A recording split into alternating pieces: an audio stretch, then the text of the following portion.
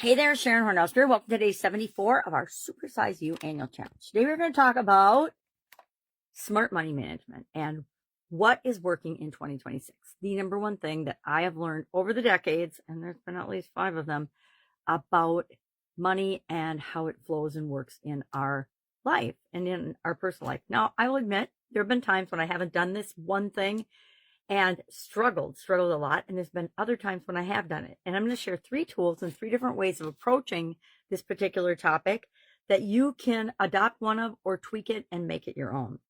And the topic today, the thing we're talking about that has made a huge difference in my life, is actually budgeting.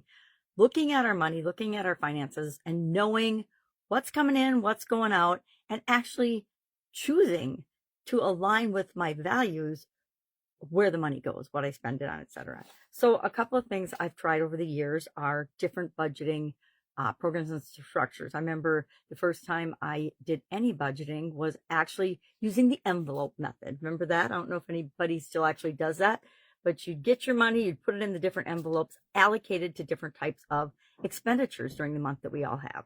We have fixed expenses, things that we have to pay every single month, like mortgage or rent, car payments or transportation, food. Yeah, we got to eat every month, right? Utilities, things like that. Some things are fixed and some things are variable. Fixed means they stay the same every month. Usually our mortgage stays the same every month for the year, and it adjusts a little bit for interest or for whatever else, taxes, of course, and changes slightly from year to year, but stays about the same if that's where you've set up your financing. So there's things that we know what they're going to cost us every single month, no matter what. And there are things that just change. In the winter, it costs a lot more to heat our homes than it does in the summer, at least where I live. So I've tried 3 different budgeting tools over the course of my life. And depending on what's going on and how and what phase of my life I'm in, some of these work better than others. And that's why I have 3, and that's why they've changed over time. The first one is the zero-based budget technique, which means I take all my income and then I subtract all of the expenses to get down to 0 every single month. So every dollar gets paid attention to and allocated. So income minus savings, plus debt, plus fixed expenses, variable expenses, and fun. And then it gets to 0 every month. That worked for me before I had a whole lot of expenses and when I was single and young. I have not used that really since, unless I'm doing a focused, where's my money actually going? And I'll do that maybe for a week here or a month there to just touch base and make sure I'm not forgetting anything.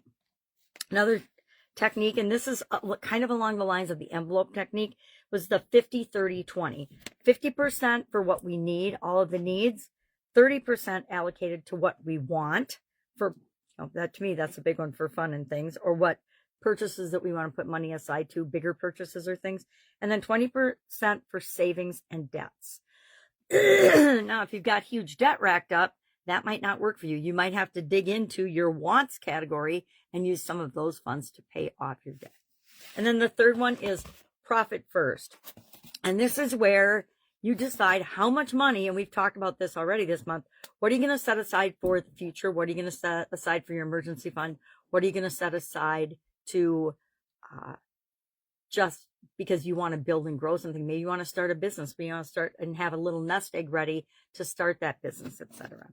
So we actually use this, and I should use it more, the profit first strategy. In the real estate industry, we always learned and we always applied in our real estate businesses. When you go into a deal, you analyze the numbers first. You figure out what your profit and your upside has to be, and you take that out first. That's where I learned to do that. And it's a really powerful strategy because so often we do forget to pay ourselves. And at the time of sale is when we actually see that profit, but we want to know about what it's going to be and plan accordingly, because that'll determine whether we're going to actually invest in something or not. We should approach that in a lot of different areas and aspects in our life. We should invest in ourselves and our education and our skills first before we spend a lot on fun and partying. This is just my opinion. Everybody's life is different. We get to set our own priorities. And that's sort of what today is all about. Does your method of budgeting and what you spend your money on actually match the things that are most important to you? Do you spend your money on the things that you value and are important to you? Maybe travel and adventure is super important to you. Well, then you should allocate and spend money on that, not on just paying bills and just barely trying to survive. So what's working today is to pick a budget, pick a plan, and actually apply it and make sure that you're present with the way you're spending. I will say there have been times in my life where I just would hide and not pay attention to it. Usually there were times I was struggling in other areas of my life as well, and that always leaks into our financial health and well-being. So today, what are we going to do? We are going to share in the comments below, are you doing any type of budgeting? Do you have any kind of a plan or budget? And if so, just say yes or no in the comments below. And if you do, what are you using and how is it working out for you? Share in the comments so that we can learn from one another, because that's one of the most powerful things about even talking about some of these subjects. In many of our lives, it's been taboo and you just don't talk about it.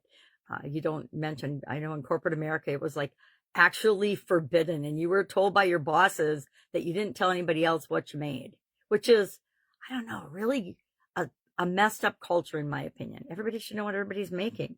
And you should be compensated based on, this is again, my opinion, based on the value you bring to the organization and how much you contribute, etc. So those are 3 types of budgets. There are many, many more. I'm sure if you Google it, you could find thousands.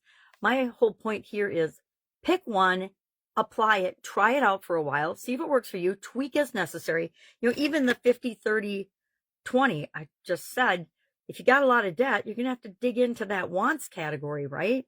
And the zero-based, I like the zero-based every once in a while. And I think I might start doing this like once a year. I'll spend a month and do the whole zero-based thing so that I'm consciously aware of where I am spending my money. A lot of times it's been unconscious intentionally, which is not a great strategy, by the way. All right, if I can help you in any way, hit me up and ask. Otherwise, have an awesome day, and I'll, of course, be with you tomorrow.